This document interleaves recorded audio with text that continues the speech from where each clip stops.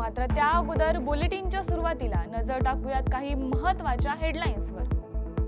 अजित पवारांकडे लोक ज्या आशेने पाहतात त्यानुसार चांगली सुरुवात झाली। अजित पवारांच्या भेटीनंतर आमदार संदीप क्षीरसागर यांचं वक्तव्य। वक्फ बोर्डाच्या महाराष्ट्रातील आणि मुंबईमधील जमिनींचे व्यवहार आधीच झालेले आहेत, खासदार संजय राऊत यांचा आरोप। वक्फ बिलाविरोधात पुण्यात तीव्र निदर्शने आणि धरणगावमध्ये निकृष्ट बांधकामाविरोधात शिवसेना ठाकरे गटाचे आमरण उपोषण। नमस्कार, मी प्रज्ञा आणि आपण पाहताय न्यूज अनकट। महत्त्वाच्या हेडलाईन्स नंतर आता पाहूयात बातम्या विस्ताराने। माझ्या मतदारसंघात महत्त्वाच्या विषयांसंदर्भात मी निवेदन दिले आहे। विकास कामात कोणी अडवणूक केली तर कोणत्या भागात केली हा विषय बैठकीत झालाय, असं मत आमदार संदीप क्षीरसागर यांनी व्यक्त केले। अजित पवार यांच्या भेटीनंतर बीडमध्ये माध्यमांसमोर ते बोलत होते। MIDCचा मुद्दा मी अगोदरच मांडला आहे। ज्या आशेने अजित पवारांकडे लोक पाहतात तर ती एक चांगली सुरुवात झाली आहे असं मला वाटतं, असं आमदार संदीप क्षीरसागर म्हणाले। माझ्या मतदारसंघातले महत्त्वाचे विषय होते। या अधिवेशनात अनेकदा ते विषय मी मांडलेले आहे। त्या विषयासंदर्भात पुढचा प्रकल्प आहे आणि त्याच्यावरती पाठपुरावा करू। त्या विषयामध्ये MIDCचा विषय असेल, कुलसांगवीचा विषय असेल, त्याच्याबद्दलची निवेदन आम्ही वक्फ बोर्डाच्या महाराष्ट्रातील आणि मुंबईमधील जमिनींचे व्यवहार आधीच झालेत। त्या जमिनीच्या खरेदी विक्रीला कायदेशीर स्वरूप आणण्यासाठी हे विधेयक आणण्यात आलंय, असा सनसनाटी आरोप शिवसेना ठाकरे गटाचे खासदार संजय राऊत यांनी केलाय। वक्फ दुरुस्ती विधेयक लोकसभेत मंजूर झालंय। काल रात्री उशिरा वक्फ दुरुस्ती विधेयकासाठी मतदान घेण्यात आलं। यावेळी विधेयकाच्या समर्थनात 288 तर विरोधात 232 मतं पडलीत। पुण्यातील जिल्हाधिकारी कार्यालयासमोर वक्फ बचाव कृती समिती तसेच सर्व पक्षीयांकडून वक्फ बिलाविरोधात तीव्र आंदोलन करण्यात आले। यावेळेस सरकार विरोधात तसेच वक्फ बिलाविरोधात घोषणाही देण्यात आल्या। यावर काँग्रेसचे माजी नगरसेवक अविनाश बागदेव देखील उपस्थित होते। ते म्हणाले की भाजप अनेक वर्षांपासून सामान्य जनतेची दिशाभूल करत आहे। लोकांच्या हक्कांवर गदा आणण्याचा प्रयत्न सरकार करत आहे। हे बिल आणण्या अगोदर यावर हरकती व सूचना घेऊन त्यावर चर्चा करणे बंधनकारक होतं, पण असे न करता एकतर्फी बिल संसदेत आणलं आहे, अशी माहिती त्यांनी माध्यमांशी बोलताना दिली। की सामान्य जनतेची धूळफेक कशी करायची, त्यांना त्या ठिकाणी दिशाभूल कशी करायची, हे भाजपवाले अनेक वर्षापासून करतायत। गोंडस नावाखाली की आम्ही लोकांच्या भल्यासाठी करतोय, परंतु लोकांच्या त्या ठिकाणी न्याय हक्कावर गदा आणण्याचा त्या ठिकाणी ते प्रयत्न करतात।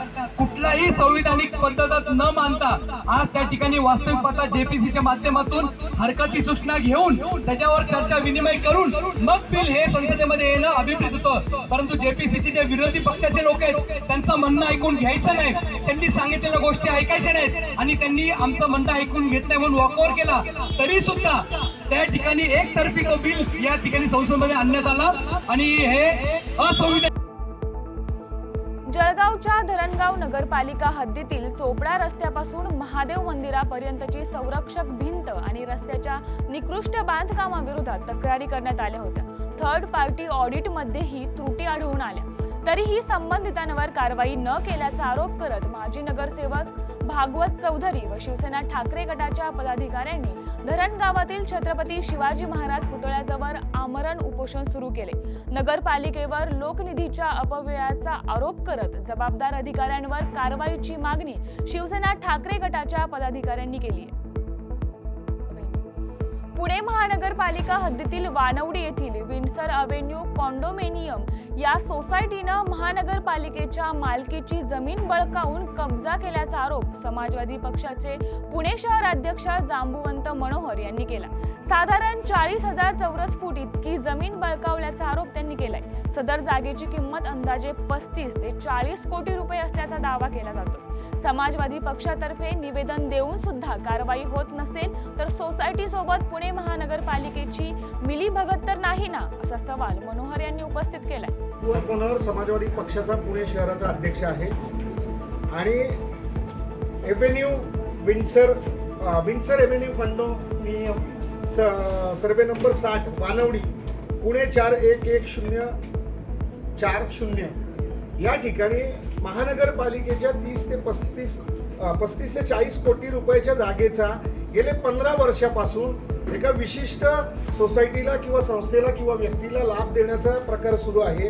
महानगरपालिकेच्या हे निदर्शनास 2 वर्षापूर्वी आलेलं आहे आणि ज्याच्यासाठी महानगरपालिकेने कारवाई करण्यासंदर्भातली 2 पत्र त्या सोसायटीला आणि त्या सोसायटीच्या सभासदांना दिली होती. आमचं असं म्हणणं आहे की जर ती जागा 40-35 कोटी रुपयाची जागा जर महानगरपालिकेची असेल तर ती पुणे शहराच्या सार्वजनिक वापरासाठी असावी. पुणे शहरातल्या प्रत्येक नागरिकाला तो वापरण्याचा अधिकार असावा. यासह बुलेटिन मध्ये घेऊयात एक छोटीशी विश्रांती. कुठेही जाऊ नका, पाहत रहा न्यूज अनकट. ऐतिहासिक वारसा लाभलेला मराठ मुलूक महाराष्ट्र. या महाराष्ट्राला विविध रंगी छटा आहेत. साहित्य, कला, पर्यटन, नृत्य, भाषा, संत परंपरा अशा विविधतेने तो नटलेला आहे. हीच गौरवशाली विविधता जपत सुवरंग मराठी केवळ महाराष्ट्राच्या सांस्कृतिक संहितेपुरते मर्यादित न राहता समकालीन नवकल्पनांवर आधारित कार्यक्रमांद्वारे मराठी मनोरंजन विश्वात स्वतःची एक अनोखी जागा निर्माण करत आहेत. मराठी मनोरंजन क्षेत्रातील उत्तम दिग्दर्शक, लेखक आणि निर्मात्यांच्या प्रतिभेचा पुरेपूर वापर करून मनोरंजनाचा आगळा वेगळा रंग उधळण्यास आम्ही सज्ज आहोत. स्वरंग मराठीचे उद्दिष्ट मराठी मनोरंजन क्षेत्रामध्ये मनोरंजनाची वहिवाट सोडून, रूढीवादी पद्धती तोडून मनोरंजनाचा समृद्ध अनुभव प्रदान करून देण्याचा आहे. म्हणूनच यात विविध पद्धतीचे मनोरंजक आणि माहितीपूर्ण कार्यक्रम स्वरंग मराठीवर बघता येतील. शेवटी एकच, धकाधकीच्या जीवनात धांगडधिंगा करण्यापेक्षा बसूया, हसूया, गाऊया, जगूया. नाती गोती श्रावण मोती गावामधले जिवंत रंग. नाती गोती श्रावण मोती गावामधले जिवंत रंग. चला जोडूया, चला पाहूया, जशी संस्कृती तसा स्वरंग. विश्रांतीनंतर सर्वांचं स्वागत. पाहूयात काही महत्त्वाच्या उर्वरित घडामोडी. पुरंदर तालुक्यात होत असलेल्या छत्रपती संभाजीराजे आंतरराष्ट्रीय विमानतळाला पुरंदरमधील बाधित गावांचा विरोध कायम आहे. मात्र तरी देखील प्रशासनाच्या वतीनं या विमानतळासंदर्भात अध्यादेश काढले जात आहेत. जमीन मोजणी संदर्भात कार्यवाही केली जात आहे. या कार्यवाहीबद्दल आणि सरकारच्या भूमिकेबद्दल बाधित गावातील लोक चिंतेत आहेत. प्रशासन आणि सरकार दोघेही या गावातील लोकांवर विमानतळ लादत असल्याची भावना आता या लोकांमध्ये निर्माण झाली. म्हणूनच या प्रस्तावित विमानतळाच्या विरोधात 4 एप्रिल पासून पुरंदर तहसील कार्यालयासमोर बेमुदत उपोषण करण्याचा निर्णय या बाधित गावातील लोकांनी घेतलाय. याबाबतचे एक निवेदन मंगळवारी तहसीलदारांना देण्यात आलंय. गोंदिया जिल्ह्यातील आमगाव शहरातील डॉक्टर बाबासाहेब आंबेडकर चौकामध्ये मोठ्या प्रमाणावर अतिक्रमण झाल्याने तक्रारी वाढल्या होत्या. या अतिक्रमणावर सार्वजनिक बांधकाम विभागाची कारवाई होत असतानाच 2 फळ विक्रेत्यांमध्ये वाद होऊन मारामारी झाली. अतिक्रमणावर कारवाई करताना सार्वजनिक बांधकाम विभाग आणि पोलीस प्रशासनानं एकतर्फी भूमिका घेत फक्त या भांडण करणाऱ्या 2 दुकानदारांना हटवलं असा आरोप दुकानदारांकडून केला जातोय. कारवाई दरम्यान परिसरामध्ये तणावाची स्थिती निर्माण झाल्याचं पाहायला मिळालंय. छत्रपती संभाजीनगरमध्ये जागतिक कन्या दिनानिमित्त जरंडी ग्रामपंचायत आवारात झालेल्या कार्यक्रमात शालेय विद्यार्थिनींना रोपटे देऊन वृक्ष संवर्धनाचा संदेश देण्यात आलाय. सरपंच स्वाती पाटील यांच्या अध्यक्षतेखाली झालेल्या कार्यक्रमात स्त्री पुरुष समानतेसह बालविवाह प्रतिबंध, हुंडाबंदी आदींची शपथ देण्यात आली. यावेळी सरपंच स्वाती पाटील यांच्यासह उपसरपंच संजय पाटील, ग्रामपंचायत अधिकारी सुनील मंगरुळे, कृषी सहाय्यक दत्ता मुधाळे इत्यादी मान्यवर उपस्थित होते. यासह बुलेटिन मध्ये घेऊयात एक छोटीशी विश्रांती. पाहत रहा न्यूज अनकट. ऐतिहासिक वारसा लाभलेला मराठ मुलूक महाराष्ट्र. या महाराष्ट्राला विविध रंगी छटा आहेत. साहित्य, कला, पर्यटन, नृत्य, भाषा, संत परंपरा अशा विविधतेने तो नटलेला आहे. हीच गौरवशाली विविधता जपत सुवरंग मराठी केवळ महाराष्ट्राच्या सांस्कृतिक संहितेपुरते मर्यादित न राहता समकालीन नवकल्पनांवर आधारित कार्यक्रमांद्वारे मराठी मनोरंजन विश्वात स्वतःची एक अनोखी जागा निर्माण करत आहेत. मराठी मनोरंजन क्षेत्रातील उत्तम दिग्दर्शक, लेखक आणि निर्मात्यांच्या प्रतिभेचा पुरेपूर वापर करून मनोरंजनाचा आगळा वेगळा रंग उधळण्यास आम्ही सज्ज आहोत. स्वरंग मराठीचे उद्दिष्ट मराठी मनोरंजन क्षेत्रामध्ये मनोरंजनाची वहिवाट सोडून, रूढीवादी पद्धती तोडून मनोरंजनाचा समृद्ध अनुभव प्रदान करून देण्याचा आहे. म्हणूनच यात विविध पद्धतीचे मनोरंजक आणि माहितीपूर्ण कार्यक्रम स्वरंग मराठीवर बघता येतील. शेवटी एकच, धकाधकीच्या जीवनात धांगडधिंगा करण्यापेक्षा बसूया, हसूया, गाऊया, जगूया. नाती गोती श्रावण मोती गावामधले जिवंत रंग. नाती गोती श्रावण मोती गावामधले जिवंत रंग. चला जोडूया, चला पाहूया, जशी संस्कृती तसा स्वरंग. विश्रांतीनंतर सर्वांचं स्वागत. पाहूयात उर्वरित काही महत्त्वाच्या घडामोडी.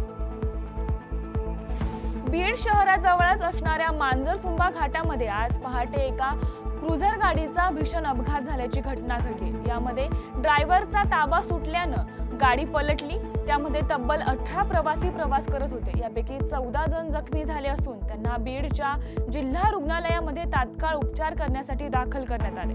हे सर्व प्रवासी जालना जिल्ह्यातील असून ते तुळजापूर येथील देवीच्या दर्शनासाठी जात होते. सुदैवानं यामध्ये कोणतीही जीवितहानी झालेली नाही. नाईट ड्युटीवर कार्यरत असताना सुमारे 3 ते 3:30च्या दरम्यान 14 लोक अपघातांचा 14 लोकांचा मांजरसुंबा घाटमध्ये अपघात झाला. ते 14चे 14 लोक एकत्र आल्या कारणाने एकच गोंधळ झाला. सर्वांच्या जवळपास 13 पेशंटला 14 पैकी 13 पेशंटला डोक्याला मार लागला होता आणि डोक्याचा मार बऱ्यापैकी एकेकाला 10 ते 12 स्टिच कमीत कमी बसतील असा मार होता. प्रत्येकावर आपण सर्वांनी जिल्हा रुग्णालयातील सर्व टीम, ब्रदर, कॅज्युअल्टीमधील इतर स्टाफ देखील आले, वॉर्डमधले, त्यांनी मदत केली. आपण त्यांना योग्य ते प्राथमिक उपचार दिला. सर्वांचे सिटी स्कॅन केले.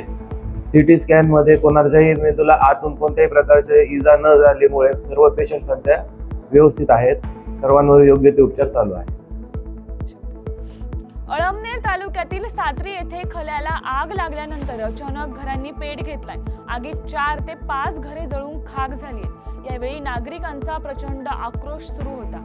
एका घरात गॅस सिलेंडरचा स्फोट झाल्यानं आग अधिकच वाढली. अग्निशामक दलानं आग विझवण्यासाठी शर्थीचे प्रयत्न केले. त्यासोबतच ग्रामस्थ देखील आपल्या परीनं आग विझवण्यासाठी मिळेल त्या साधनांनी आटोकाट प्रयत्न करत होते. पुणे ते जळगाव प्रवास करणाऱ्या फ्लाय 91 विमानात तांत्रिक बिघड होऊन विमानानं हवेत हेलकावे खाल्ल्यानं प्रवासी किरकोळ जखमी झाले. काल संध्याकाळी ही घटना घडली असून गोंधळ निर्माण झाल्यानं प्रवाशांनी जीव मुठीत धरून जळगाव पर्यंतचा प्रवास पूर्ण केला. या घटनेसंदर्भात आळंदी येथील प्रमोद भळगट यांनी विमानतळातूनच व्हिडिओ करून माहिती पाठवली होती. नंतर विमान जळगाव विमानतळावर सुखरूप उतरल्यानं सर्वांनी सुटकेचा निश्वास टाकलाय. जळगाव आज तारीख आहे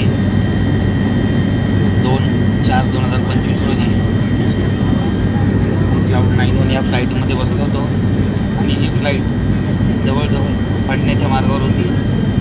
यातले सर्व प्रवासी घाबरून अतिशय रडत होते. रडताना माझी आईसुद्धा माझ्यासोबत आहे. परंतु माऊलीच्या कृपेने आम्हाला काही झाले नाही. वातावरण ठीक झाले.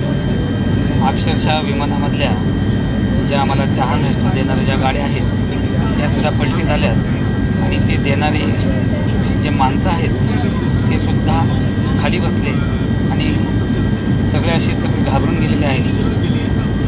तरी आज आमचं काही खरं नव्हतं. माऊलीच्या कृपेने आज आम्ही ठीक आहोत. यासह बुलेटिनमध्ये इथेच थांबूयात. पाहत रहा न्यूज अनकट.